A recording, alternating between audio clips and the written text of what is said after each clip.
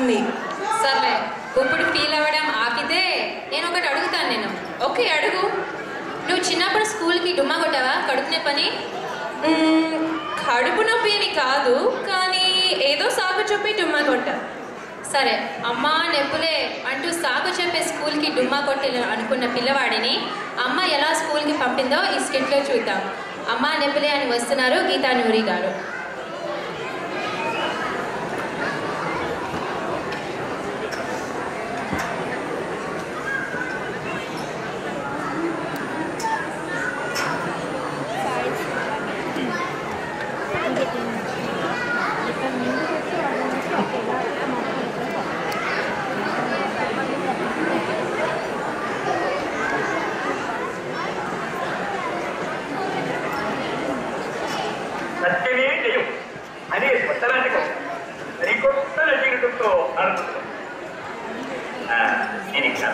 ఏమిటంటే పాఠాలు సరిగా చదవని ఓ కుర్రాడు పరీక్షనాడు పని పెట్టడానికి పోయి వెళ్తాడు.